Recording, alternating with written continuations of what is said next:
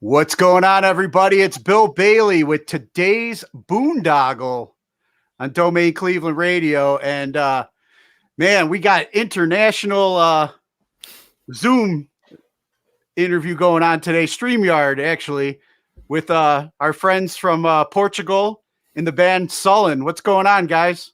Hey there, what's up? All good? Good, my friend, doing good. Good, man.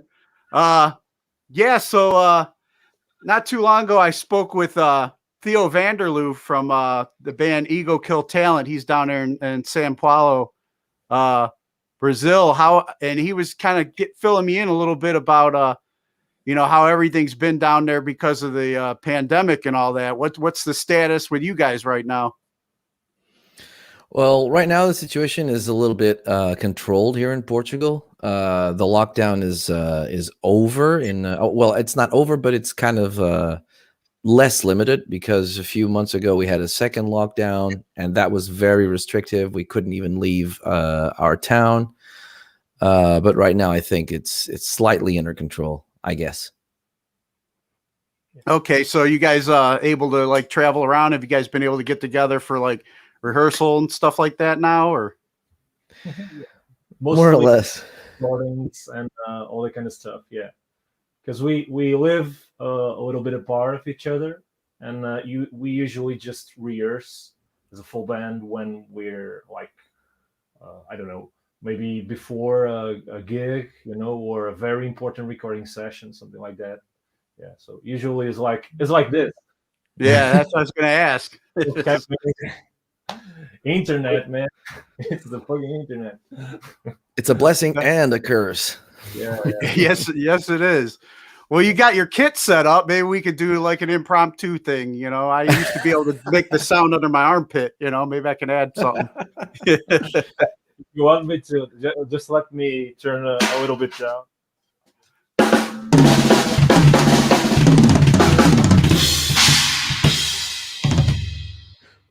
Sweet.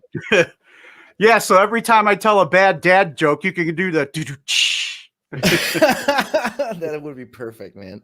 Nice. So usually when I have guests on for the first time, I like to get a little bit of a background with them. And so I'll start with you, David. What did you originally want to be when you grew up?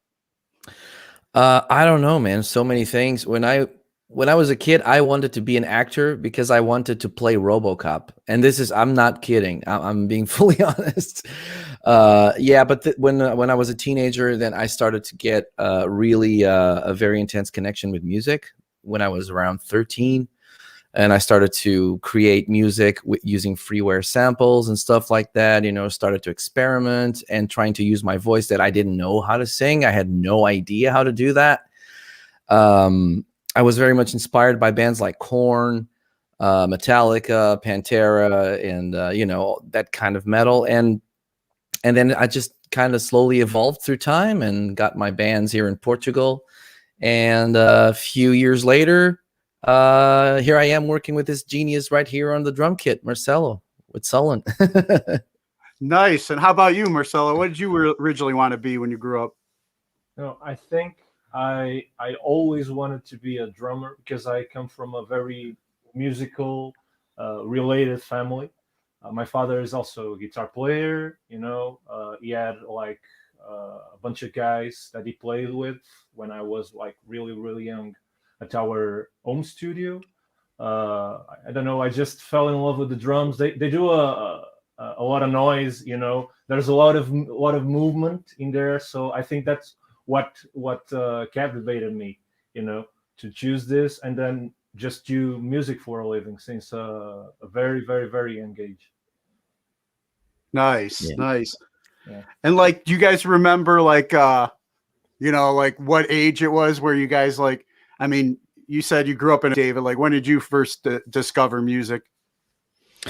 I don't know. When I was my mom tells me that when I was very, very young, like 7 or 8 years old, I was already very, very musical. I was like Marcelo, hitting on stuff and making like rhythms and stuff like that. And I remember when I was in school, like I don't know, maybe second grade or something like that. they put like the anthem for my town, my hometown, and I remember I got it memorized just in a snap, and I started singing it. So I think that was kind of the first clue from myself that I would be very much interested in this expression form, which is music. But yeah, I would have to say that most likely when I was a teenager, around 13, 14, that's when I discovered that music is really a very big part of me, and it became my main focus in life. I think that was the turning point for me, like 13, 14 most. And then like, I mean, you were pretty much grew up in it, Marcelo.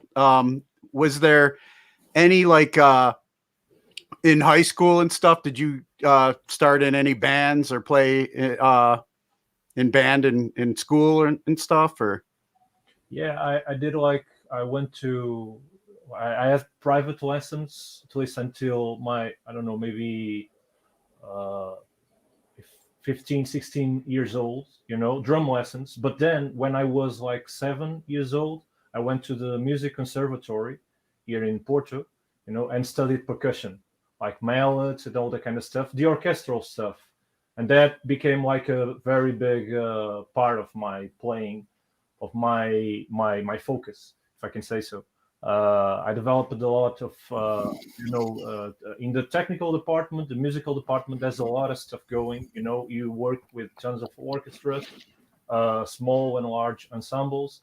Then I also studied jazz drumming, and I played with a combo, and that drove me like just to reach where I am now, like playing with all these different bands, different projects, where I can fuse all these vocabularies, together to get my thing going. So it's cool. cool. And then like, you mentioned other projects and stuff. So like, how many other projects were you guys in? Like, what was your first bands before like you guys came together? Well, I was in a band from Tomar, which is another city from here, which also is a prog rock metal band. And I was singing. I'm singing with Ashes from 2004, I think. Yeah, the end of 2004. And then throughout the time, I had other bands because I wanted to explore my voice in many different ways.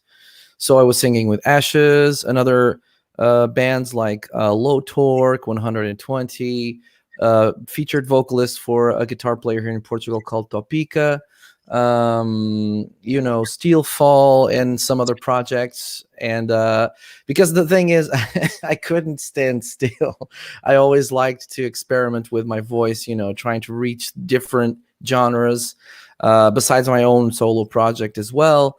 And yeah, I mean, there was a lot of musical activity before Sullen. I was also on 2 tribute bands here in Portugal, one to Chris Cornell, which I absolutely love.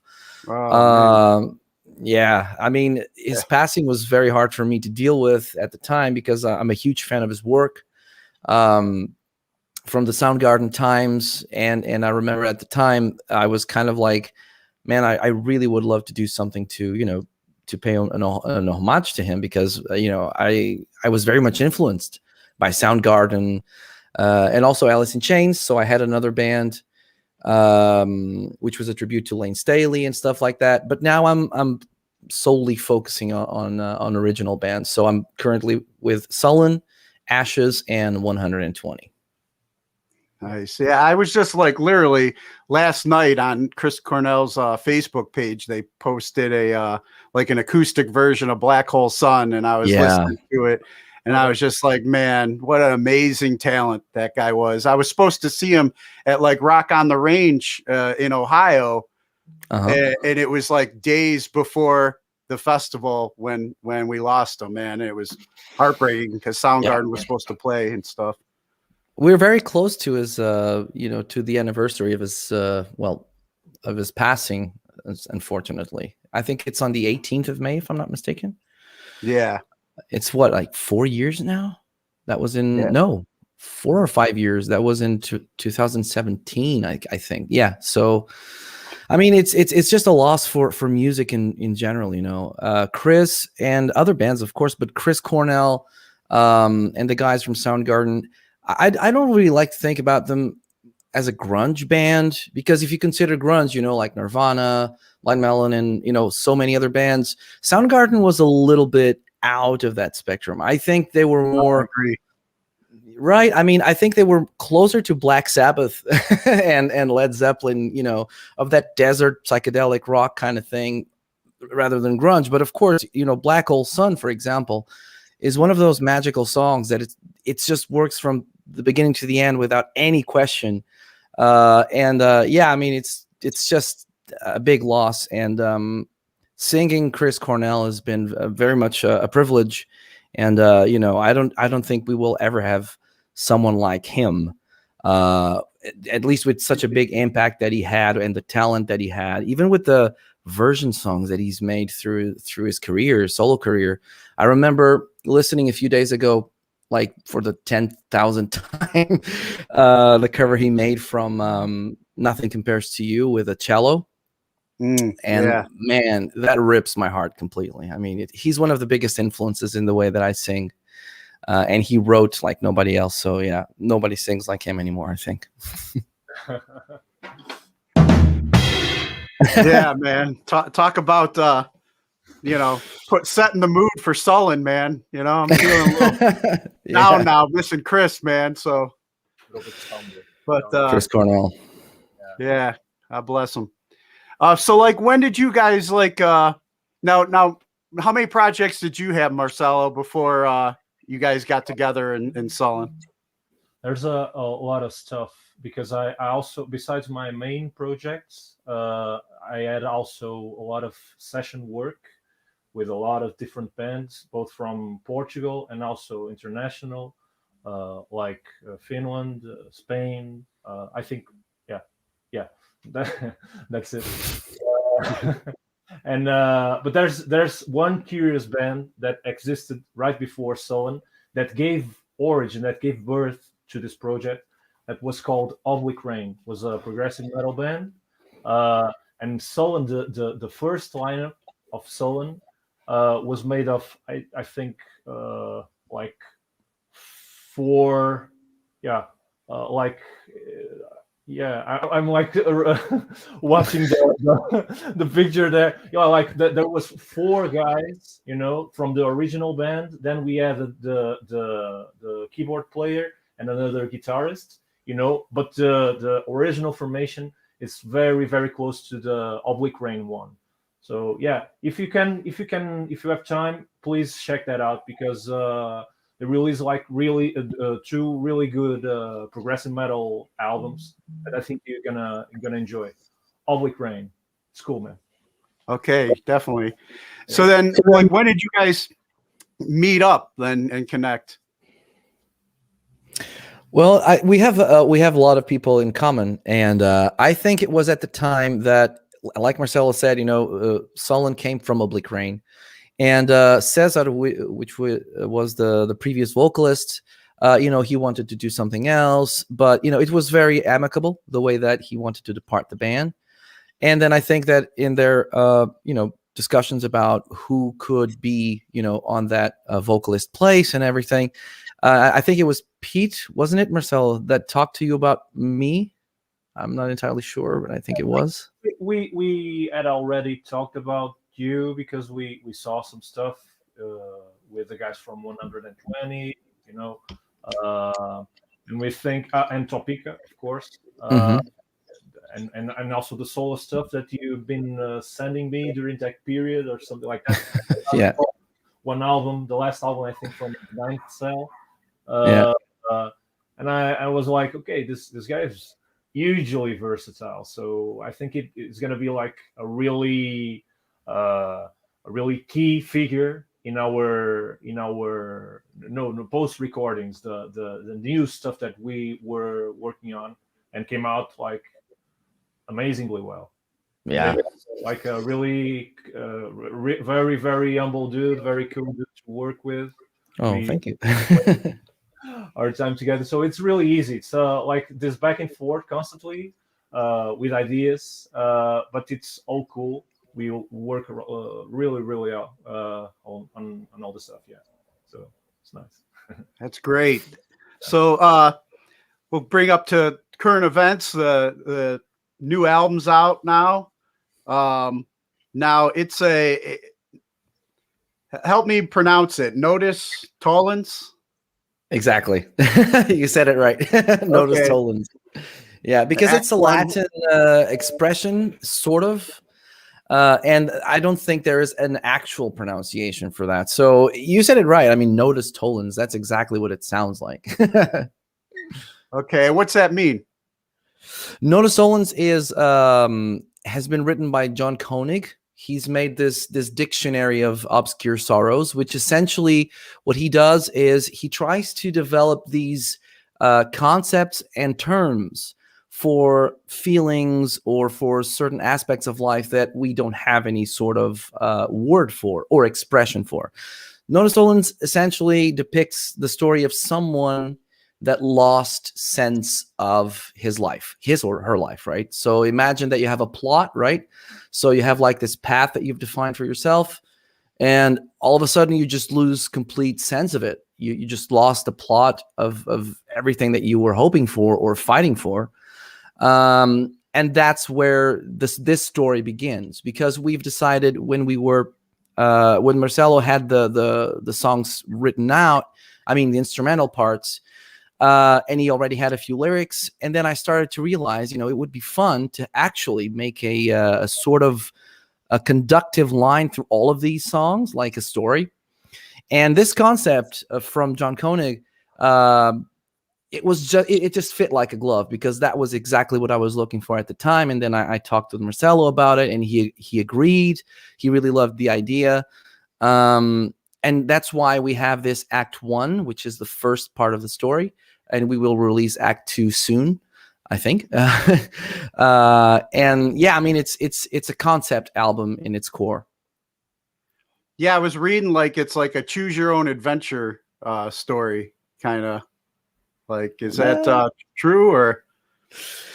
I will let Marcelo get that one. The thing is, you can get lots of readings from this concept, and you can try to think about it as an analogy to your own perspective of life, your own way of living and seeing things around you, and interact with people and everything that you do, all the experience that you have. So I think even if it has like this, as David was saying, this conductive line, that we try to express the best we can in our own way, in our own perspective, you can get a different reading of it. So yeah, it can mean some different things. Also, in terms of the lyrical aspect of it, there's a lot of more literal things happening, but there's also a lot of abstraction, a lot of analogies to the social problems, to religious beliefs, life experiences, and it's cool to think about that, and some titles, the concepts behind the songs try to give you that, but also give you a lot of space to get a feel for it, Yeah, so it's like, would you say it would be kind of like, don't, a lot of people grow up with certain beliefs, certain thoughts, and if you stay like rigid and you're not open to accepting other beliefs and other thoughts, that could, I mean, you can like rewrite. If you're open to, if you keep an open like mind and stuff, you can kind of like change your path or whatever, and it's easier to accept other people's. I don't know how I'm trying to explain it, but a lot. If you could grow up like I know I grew up in the Catholic Church or something, and I'm not trying to knock Catholicism or something, but when you learn something your whole life and you're repeating like these things, it could be tough when you finally like hear like other beliefs and other thoughts. But if you're able to keep an open mind, it's easier to, oh, okay, I can see where that's beneficial for people too, or something. Kind of get what I'm trying to say? Yeah, I understood what you said, and I mean, you can look at it that way, because the thing is, in this particular, you've touched a very interesting subject, and I really love to discuss that, which is the religious aspect of each one of us, right? So, I speak for myself. I believe in science, and in what science can prove us, like everything that we know about Earth, the matter, the universe, and so forth.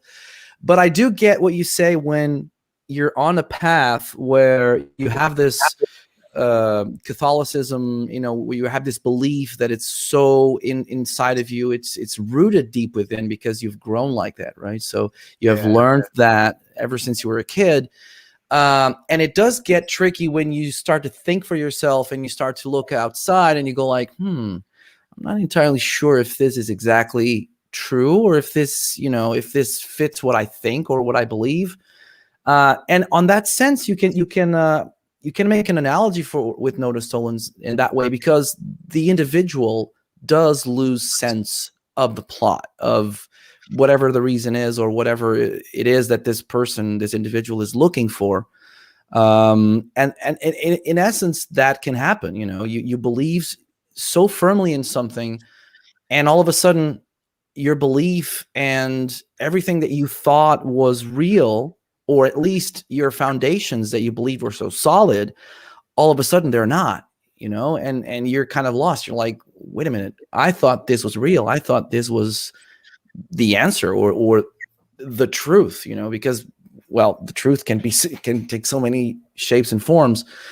And I think you went through a very interesting plot course, because that's exactly what this means. It's when someone loses the sense of what's real, or sense of everything that they have, like the sense of purpose, objectives, goals, and all of a sudden everything is being questioned. And in each of these songs, there are different aspects of this individual's truths or experience, right, that are being questioned and that are being analyzed. And you see some of these expressions coming out. You see the rage, the shame, you see the introspection, the reflection, and everything.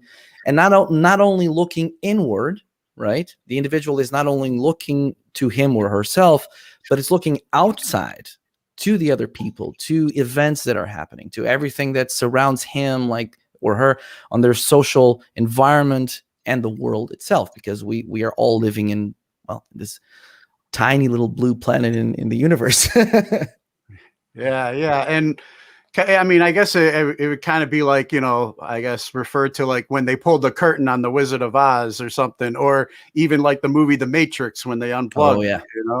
I mean, I think it's a little bit like that. Not, a little bit like that when Morpheus gives Neo the red pill. I'm sorry. And when Neo wakes up and looks outside, and sees these machine pods around him with all other humans, and that face of awe, that expression of awe, like, what is this? Like I think that what the Matrix is a perfect analogy, because it's exactly like that. You've been living on this illusion, or on this reality, because it is a reality, even though it's virtual. And all of a sudden you're confronted with something else. You are being forced to acknowledge that there is something else. You don't know what exactly, but you know that there's something else. And that's what happens in the Matrix, right? He comes outside, he sees the other pods, and then he understands there's this Zion and everything. And yeah, it's a very good analogy. I love the Matrix, by the way. Yeah, me too. And so I guess what you're kind of saying with this album, it's kind of like, because you mentioned the shame and the anger and all that stuff, the different emotions that this person's going through as they're trying to rediscover, like, everything they believed was true is now, wasn't what they thought it was. Kind of, is that what you're? Yeah, I think for that, we try to express, or we have this feeling of renewal, most of all. We try to acknowledge all that stuff that we live, that we feel, that surrounds us, and try to find our escape route, if I can say so. So this kind of progress throughout the album, and then for Act 2 of Nodus Tollens, we try to get that. This search for a clear answer for everything. Almost something very similar happened with Posthuman. The sense of posthumanism translates a lot to that. We're trying to achieve a state of higher being or something like that. When you're you become untouchable, and you finally have all the answers for all the problems, all the things that you needed, all clear to you. And we're trying to achieve that through this musical journey that we give in our new release, and of course in the upcoming release for sure too. So yeah. Nice. So it's kind of like when Neo finally lets go and accepts, and then he gets it, Exactly. There was because we always seem to try and want to control, everything, and there's so much that's out of our control. And it's like, I think it's like, I've realized more when I sit back and I just let go and trust, things fall into place where like they're supposed to, Absolutely. And I think that also goes, and it's interesting that you say that, because it goes as a it meets the second part, like Marcelo was saying, the second act of this record, because it's like there is the acknowledgement, that that you're in something different that you've been before. That you're in pain. That there's something wrong, and that's the first act. That's why it's called Oblivion. It's like you're lost in this sea of different things. And the path to the resolution, the path to healing and to find yourself and to find your purpose again, that will happen on Act 2, which is I always now that you mentioned the Matrix, I'm figuring that the first part is exactly the first part of the Matrix, where Neo comes out of the machine pod, and the second part is when he wakes up after being killed by Agent Smith. And then in the end, he just says, we'll be here. And then he closes the phone and system failure. It's like he now knows who he is. He's the one. He now knows what he has to do. He found his purpose. He found his goal. He now sees the world, or at least what he perceives to be the world, in a different way. And I think that is what happens in Act 2 as well, because it's like you find the path to heal. You find the resolution to whatever happened before that made you lose sense of everything. Gotcha. Nice. So looking forward to Act 2 then. And it's slightly different. Act 2 is, well, we already have everything nearly ready. And it's so interesting to compare both acts because they're so dense. But Act 2 is I think that there's a lot of great moments there that are very emotional. Here, for example, on Act 1 Oblivion, I feel that we are more direct in a certain way. It's dense and it's dark. For example, we begin with the Prodigal Son, right? With that beautiful choir that Marcelo wrote so majestically. And then the album goes like through this sort of journey where you have like skylines, and then there is this sort of electronic innuendo, and then we go to Acaranta Movebo and so forth. So it's like we what we try to do here is, even though there's a story, we try to take the listener, whoever's listening, into this journey with us. It's not like, I mean, you can also listen to the songs individually, of course. I mean, if you feel like listening to one particular song today, like Failsafe, for example, or Acheronto, or let's say Memento, that's totally fine. It's no problem. But if you do listen to them, like the full record, which I think is something that we are losing nowadays, you know what I mean? Like nowadays, I don't see many people actually listening to a full album from beginning to the end. And that kind of saddens me, because I remember I do that all the time. I'm not one of those people that just listen to the singles and then just, forget about the record. But I remember when I was a kid and I went to buy CDs, like, you know, Dream Theater or Ministry or Korn. And I sat on my room listening to the CDs and getting the booklet, you know, reading the lyrics when there were some CDs didn't have them, and just going through that experience, you know what I mean? Going through that journey that the band or the artist wants to take us with. And I know, I mean, in the radio, of course, you have to focus on the singles, of course, you know, like from so many artists, and you have to play the singles. And I just think that nowadays a lot of people sadly just lost that routine of actually, or I wouldn't say routine, I would say experience of actually enjoying a record in its full glory. No, I agree 100%. I'm old school like that too. And just like I always enjoyed, you know, just, you know, especially with the album, it's like the art would bring me in originally, and then holding that piece and then going along with the story. And like you said, reading the lyrics and opening up and seeing the pictures, and, you know, it's going on a adventure. And now with streaming, it seems like everything's just singles and, okay, this is the hit, and I'm just going to keep playing this hit until I get bored with it, you know? Yeah, it's true, man. It's absolutely true. You know, the first record I actually bought, the very first one with my money, was Ministry, The Land of Rape and Honey. And I bought it. I was like, I was 13, yeah. And I never heard Ministry before. I was not into heavy music at the time. I listened to Roxette, Bon Jovi, you know, Alanis Morissette and stuff like that. Well, Queen. I loved Queen and Pink Floyd. But all of a sudden, I was on my own in the supermarket, and I saw that CD and the cover, like you said, the artwork, you know, it's so important. And that cover, I don't know what, but it caught my attention. Because I could imagine a little skull there and all those clouds or whatever that was. And I'm like, what is this? And the titles were so weird.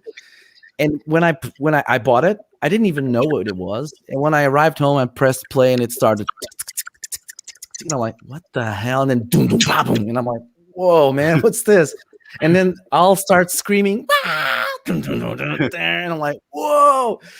And, you know, I just miss those days where you actually go and pick up something and explore the full record and just be blasted away with the experience. The discovery. Yeah, the discovery. Exactly. Yeah, I agree. So like with you guys and your projects coming out, what's it been like working with Blood Blast distribution? Oh, good. Yeah, we had I don't know, maybe a couple of meetings, or just I don't know. I don't recall exactly, but it's cool because they take care of all the things related to the digital streaming, digital distribution. So for us, it's always cool because we don't need to be always thinking about that. You know, just put the music in iMusician or DistroKid or some platform like that, you know, just to get the music flowing, distributed, money coming, and all that kind of stuff. So they take care of that thing for us. In terms of promotion, I don't know, since they focus mostly on distribution, all that stuff is usually taken care of by the bands themselves. You know, like Blood Blast, it's not a label, you know, like Nuclear Blast, for example. We're actually looking for a major label for our upcoming album. Maybe Nuclear Blast, who knows? It's possible. But for now, I think we'll just stick to the digital streaming and all the promotion that comes with it. So that's good numbers, but nothing particularly high or something like that. You know, it's a different world. There's one, you know. Yeah. But working with them has been awesome. Oh yeah, they are they're very cool and very open to our suggestions and ideas, and they're very cool guys. You know, it's really very good to be working with them. Yeah, cool. And then now with this with Act 1, is there a particular track on this one that you guys are like really looking forward to performing in front of a live audience? Good question. I love all of them. It's so hard for me to pick one. I would say, because I love it so much, Memento. I love that track to death, and I'm very, very, very excited and anxious to actually bring that beast on the stage. We played a couple of songs already live in our I Hmm. think our last live gig. Yeah, this was Our live stream, yeah. yeah, yeah. It was Prodigal Son, Acrata Movebo. We already tried Fail Safe 2 in this I don't know, studio session, you know. And it's cool. I think when everything is up to the point, you know, up to perfection, it's gonna sound like really, really huge. But yes, I don't know. Maybe for me, uh, uh, I'm gonna choose something completely different. I'm gonna choose like human, because I'm gonna play keyboards also in the introduction. So I'm really looking forward to that with with our bass player. That's also a keyboard player, piano player. So yeah, and it has a lot of dynamic contrast, so should work very, very well in the live department. Yeah. David, Nice. yeah, I think David Cool. froze. No, no. Now, like what? Like I read a little bit in your bio. You're talking about higher levels of consciousness. What higher levels of consciousness or higher realms of existence do you guys hope your audience reaches with when they listen? Well, I think I don't know. We always strive for perfection. Uh-oh. Uh-oh, David just died.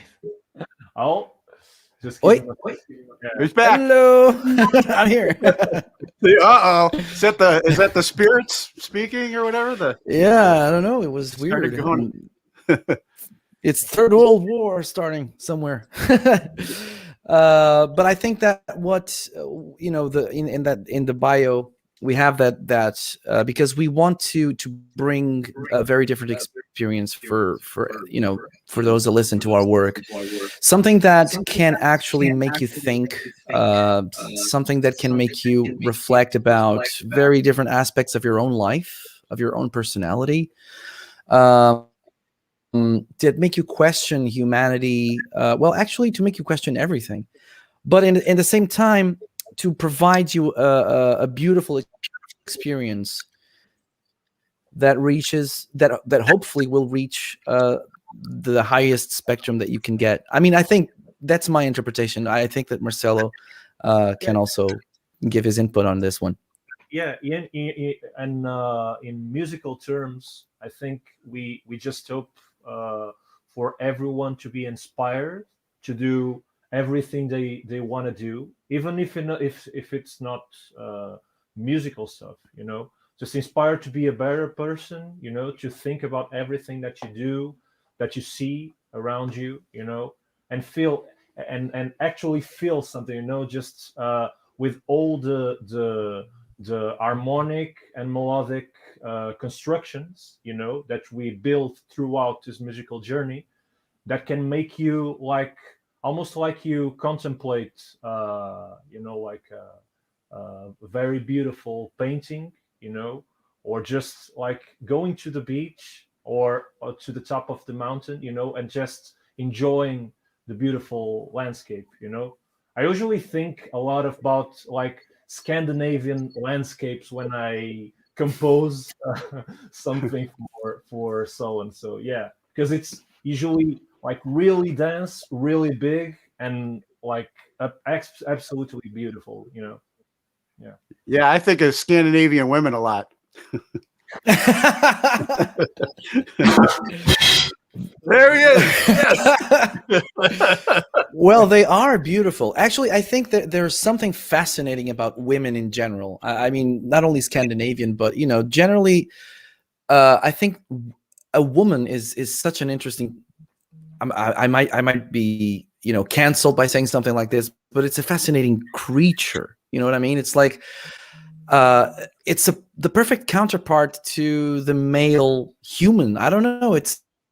They're so mysterious and so complex. that it's I mean, it's breathtaking. Actually, every single woman is a different universe. Yeah, I agree. And they're beautiful. I don't know. Yes, the artists that created women, my hats off. Absolutely. Absolutely. We do have about human interaction on Nodus Tollens. Yeah, a very profound human interaction, if I can say so. Indeed. No spoilers, but yes, Marcelo is absolutely correct.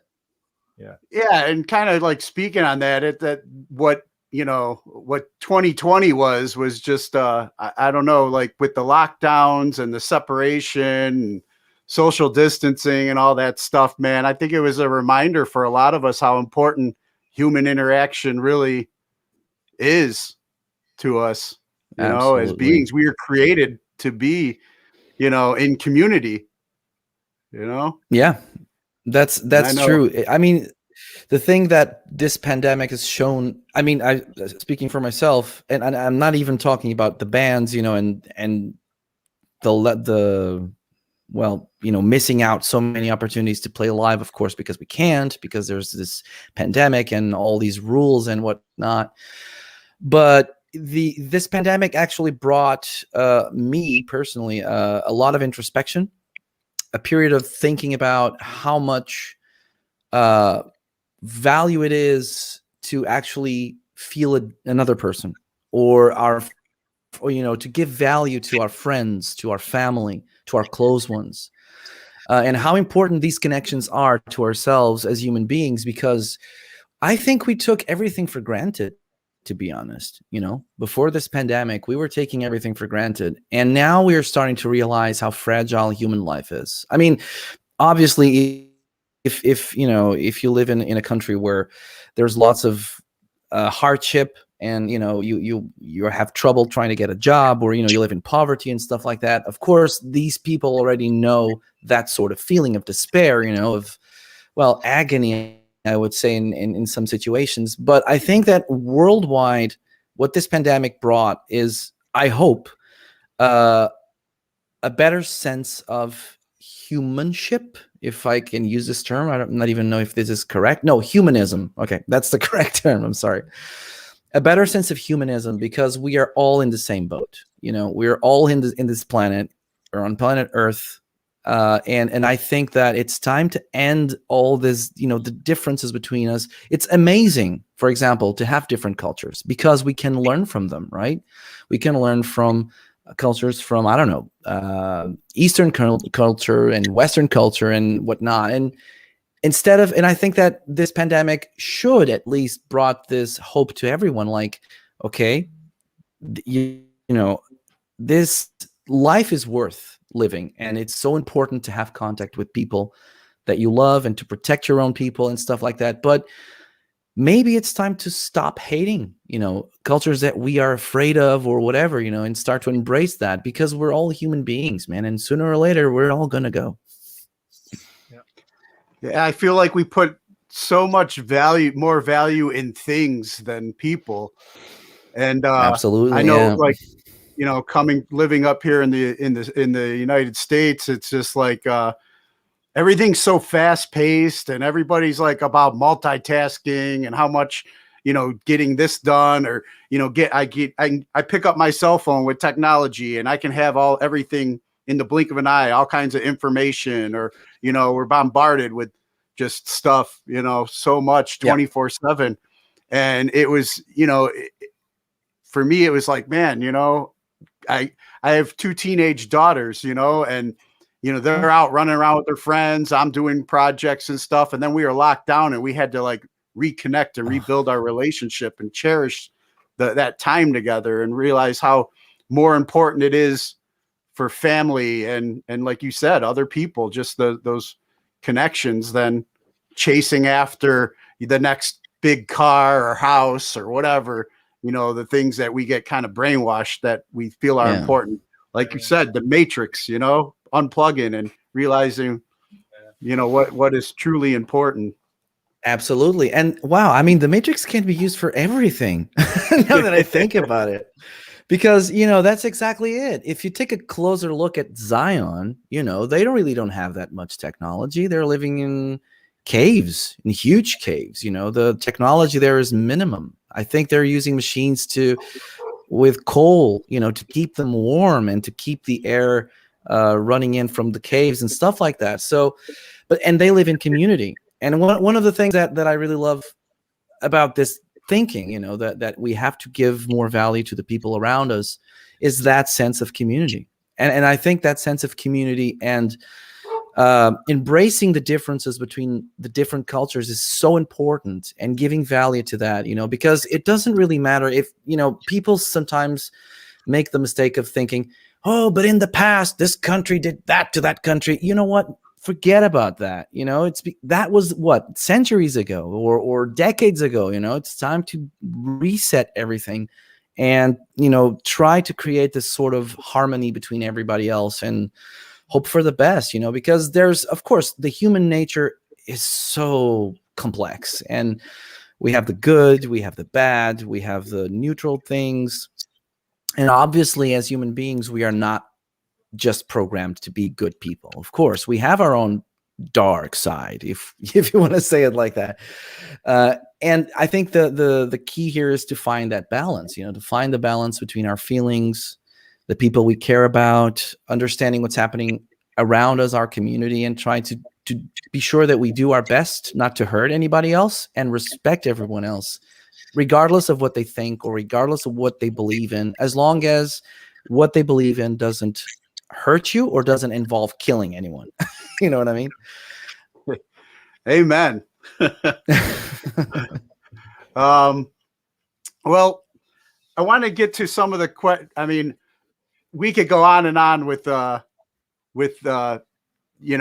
so much. I agree 100 with what you just said, and I don't want to taint it with any more of my thoughts, but I want to get to some of the questions that I normally ask the guests when I have on here with you guys. Sure. Who are your top 3 musical artists? That is the wow. You can ask a musician, man. That's a good one. In general, I think it's I don't know if we should divide it. It's just musical artists or any kind of artist, because also just musical. Just musical. Okay. Do you want to start, Marcel? I'm just brainstorming. Okay. I'll go first. I have lots and lots and lots of artists I really, really love, but I would have to say that the artist that I respect the most and that I most look up to, and because I feel like there's a connection between me and, this is ridiculous. It's a ridiculous thing to say, but I think I understand this musician so much, and he inspired me so much throughout my, since I was a teenager until now. And that has to be Mike Portnoy from Dream Theater. I mean, he used to play with Dream Theater, and now he plays with Sons of Apollo, Neil Morse, right? And Transatlantic. So, I mean, he has to be probably my top inspiration, Mike Portnoy. And then I would have to say the second one, perhaps Devin Townsend, because I think he's just a musical genius, and he's a sweetheart as a person from everything that I see, and he's a goofy. And I love that aspect of him. He's one of those people that doesn't take himself too much seriously, but everything he does is, I don't know, man. It's beyond anything I can say. It's just beautiful. And now I'm fighting on for the third, but not least, I'm fighting between Mike Patton and Maynard James Keenan. I don't know. It's weird. I would go for Maynard because of his genius work with Tool, A Perfect Circle, and Pussifer. And because that guy just makes me laugh so much with, with the recent Pussifer video clips. Oh my God. I mean, seriously, that guy is a genius, and his voice is something else entirely. So from, just from a quick brainstorm, those were the names that came up first. Okay. Nice. It will have to be as a drummer, firstly, because I'm a drummer. So, I have to speak for the department here. My main inspiration as a drummer would be like Vinny Colaiuta, because Vinny Colaiuta is the kind of drummer that can play everything from metal to jazz, whatever. Played with some of the most influential and important artists, even with Megadeth. Yeah, it's amazing. Really? Vinny Colaiuta recorded. I'm trying to remember the name of the album. Yeah, but I can get to that later. Yeah, but he recorded an actual metal album for Megadeth also. And then in terms of complete artists, I'm gonna speak just for more contemporary names in music. Well, I would say Steven Wilson, of course, because Steven Wilson is a multi instrumentalist and composes everything that he puts out in his past bands and in his own solo project, and I really respect it because I love him.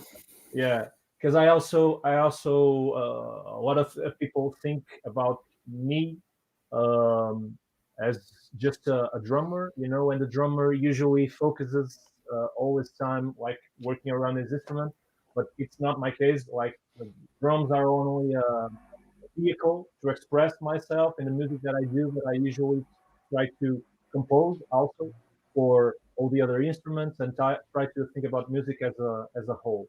And then in third, I'm gonna name a more recent name in jazz, and that would be Tigran Amazian. It's an amazing creative mind, an amazing and astounding pianist, a jazz pianist that creates, I don't know, truly astounding and beautiful music, and mends and fuses a lot of influences from his rock and metal background. One of his main influences on his musical creation is actually Meshuggah. So it's really nice. Nice. That out, you're gonna enjoy that. Yeah, for all the metalheads love Tigran Amazian's music, so I can guarantee have a good time listening to it. Yeah, Nice. yeah. And then, do you guys have like a particular song that you feel has inspired you in life, like that you can go back to whenever like you're going through like a rough time or something you need that's like it's like kind of in your go-to box to help boost your mood? To help me boost my mood. Okay. With Cornell and Soundgarden. I think Black Hole Sun is a really amazing song to come back to and know and everything a little bit. So for me, Black Hole Sun. Yeah. Okay. Now I'm in the tight spot because I was thinking of something else completely. I think that one of those songs that inspired me to become a musician, and was like one of those songs that always stuck in my stuck in my head all the time. It had to be Strange Deja Vu from Dream Theater. I think it's one of those songs that it has, I don't know, there's something about that song that just got me by the balls the first time I heard it, when I was listening to the record. And either that one, damn it, either that one or Parabola from Tool. Actually, the Parabola. Yeah, probably those. Yeah. Cool. Yeah. That's a tough question, also, man. Yeah. Yeah. Tool and thinking about Vicarious, for example, because for me it was like, it's one of my favorite songs of all time, man. It's amazing. I love it. Musical, in musical terms and also in lyrical terms. So truly amazing stuff, man. Yeah. Maynard James Keenan. Like he says on one of these videos from YouTube. Hello, my name is Maynard James Keenan. You can call me sir. I love him. Nice. And then 3 people who've inspired you or you can credit for making you the person you are today. Wow. That goes deep into the vault. Yeah. I would have to say my parents, to be frankly honest, even though I did clash against my father. You know, this is a metaphor, but my father was Darth Vader and I was Luke Skywalker. So it was always like that because he wanted something for me and I did not want that. I wanted something else. I wanted music. But in a way, he inspired me, and my mother, of course, she inspired me and she kept pushing me to become as good as possible, you know, in terms of musicality and in terms of a person as well. And then the third one, man, that's so hard. I don't know, honestly. Besides my parents, I mean, yeah, I have very close friends, but someone that actually pushed me further, I would have to say Marcelo here. Because he did push me further like I'd never imagined I could go when we started to record this record.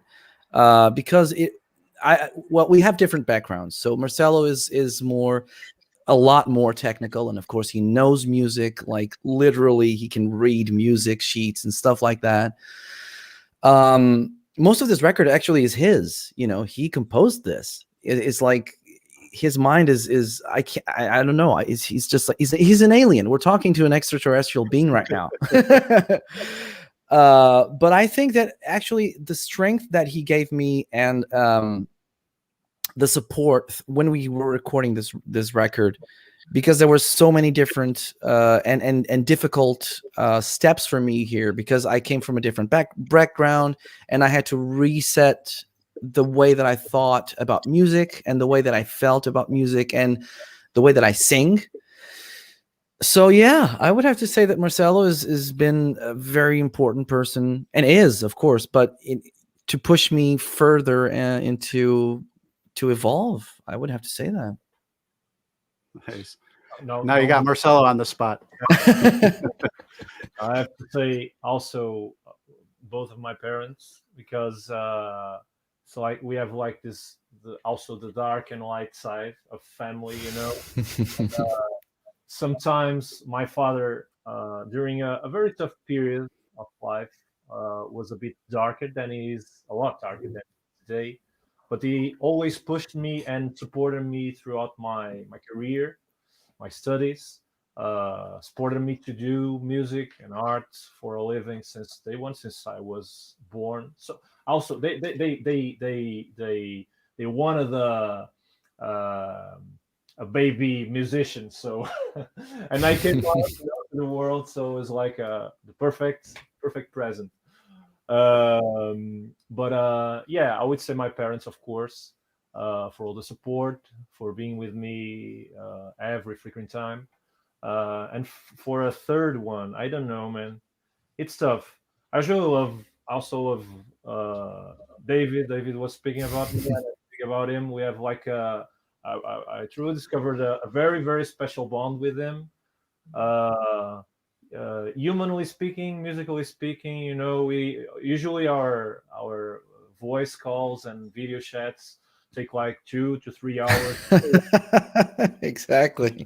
Like music, games, sex, whatever, you know. It's always like that. But I have to name my gonna sound a bit cheesy now. But yeah, my partner in crime, my girlfriend, because she supports me throughout everything that I do.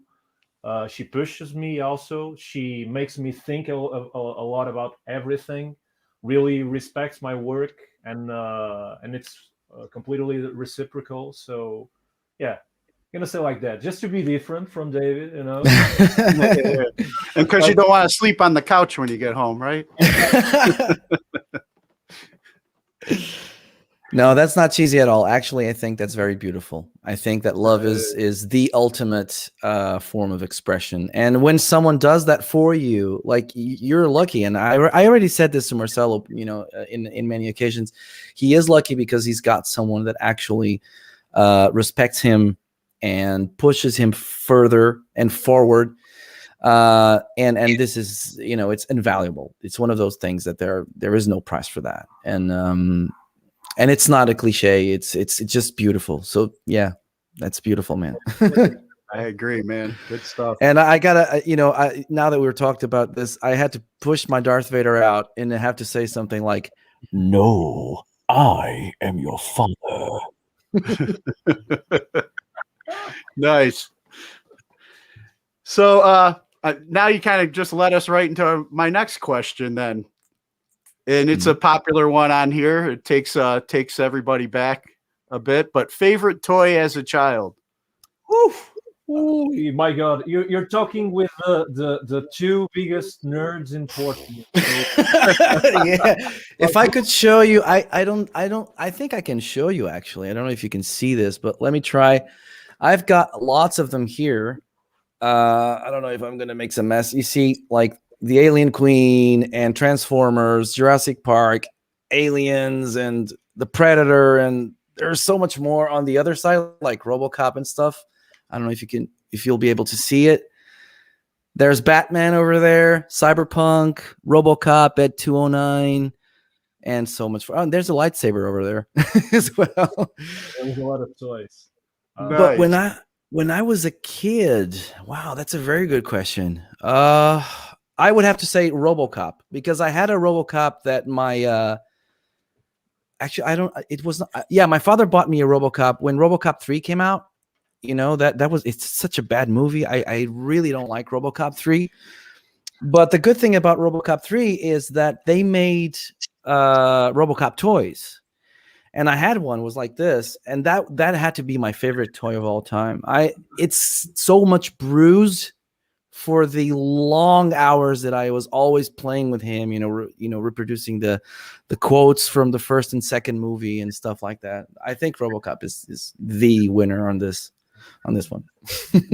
I would have to say the classic Action Man. I think I simply cried when my parents gave me my first Action Man. Was the one with the rollerblades, you can do like the glide thing, it's freaking amazing. Like multitasking, you can do sliding. I remember that one. Yeah. Toboggan mode and or something like that. Yeah, was freaking amazing. Super articulated, and I think I remember that one. Yeah. Yeah. Oh, and of course, yeah, but no. I have to take out that one because the first and most important of all, the one that I carry and will carry with me for all my life would be, of course, Lego. Oh, yes. It's a classic. Lego, man. It's Lego. Until you step on them in the middle of the night. Yeah. No, actually, Marcelo, this is a passion that he has, and he still has this today. He sometimes constructs these beautiful mechs, like these big robots, and he does this by himself. He buys the pieces, like random pieces and set pieces, or some model kits, I think, and then he constructs them. Yeah, I don't like the idea of like from a very young age of having like the specific model, that you mount, that you construct. Like going back and forth with the instructions. I try to build it just to know the mechanics and all that kind of stuff. Then I take it to the trash, and then like rebuild it as I always wanted. I'm a big fan of anime and all that mecha stuff. I'm a big fan of mechs, so I try to do it as much as I can whenever it's possible. Nice. And then I guess here's another one, and I guess RoboCop could be kind of a segue to this if you guys are fans. But did you have a favorite wrestler Ooh, I did. The Undertaker. Oh, okay. Yeah, The Undertaker. Okay, now I'm thinking about like I really I really I really enjoyed The Rock during the golden years because that guy was a piece of He was work. always making that expression like. Yeah, always fun. I think it wasn't the for me at least it wasn't the best wrestler around. There were a lot more technical ones, but in terms of personality, The Rock takes the torch. It was amazing.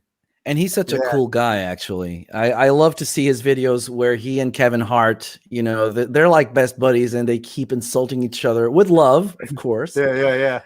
I laugh hysterically, man. I love that guy. I think The Rock is pretty cool. And him with Kevin Hart, please make a series, a TV show with those two guys. Yeah. No. Yeah, but did you get the? I don't know if this might have been before your time, but did you know RoboCop was in WCW wrestling back in the day? Yes, I Remember do. that? That was in 1990 when RoboCop 2 came out. And the guy that played RoboCop on that event was RoboCop's stunt double from the first movie. I don't remember the name of the wrestler. He actually came to rescue. Like Sting, I think, right? Was The it with Sting, yeah, that's it. That's the one, Yeah. Sting. And I watched that so many times. And if you take a closer look, when RoboCop is coming out with Sting, his leg opens up. Yeah, Because the armor was not bloopers, properly set. Yeah, that was so cool, man.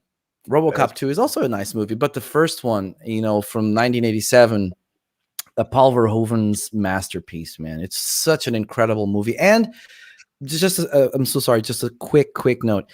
The interesting thing about RoboCop is that it's not an action movie at all. The thing is, it's such an intense and deep drama, and there's so much meaning in that movie. And if you see it nowadays, for example, if you today watch the first RoboCop, you can see so much of today's world on that movie. And I think it's a movie that will never get old. It will be like a staple in time, like Metropolis from Fritz Lang was, for example, because it's anthropologic, I think. Yeah, I agree. There's so many movies that are like that. Hey, I thought there was only a movie. It's coming true. Nice. There he is. Nice. Well, hey guys, it's been great, man. Talking with you guys, especially getting deep down the Matrix and with RoboCop and everything like that. But for our virtual audience out there that want to check out Act 1 and want to be able to follow Act 2 and stuff like that, and just maybe purchase some music, support you guys during these times, where would you send them? Well, our Bandcamp page, sullenpt.bandcamp.com. That's where essentially they can get our CDs, our merch as well, because we do T-shirts. and yeah, I think that's the most the main website where they can get everything from Sullen. I think there's one. If you go to the main website of the band, www.sullen.pt, you can get redirected to, I think, the Bandcamp page, all the social media stuff. Mm-hmm. You can get everything through there. So you can go to our YouTube channel as well and see our beautiful faces. Nice. Awesome. Well, hey guys, it's been awesome talking with you. And thank you so much, man. It was really nice talking to you. This was a very interesting and funny conversation. Thank you so much for that.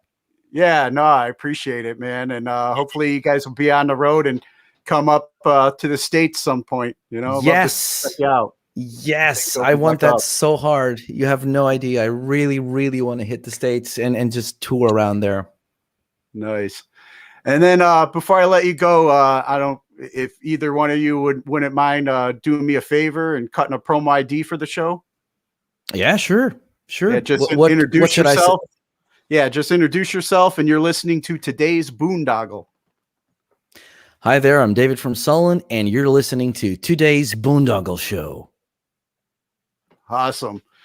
Awesome, man. Thanks a lot, guys. Thank you, guys dude. have a good night, and I'll be waiting to check out Act 2. All right. Absolutely. Yeah. Thank you so much, man. Once again. Bye-bye.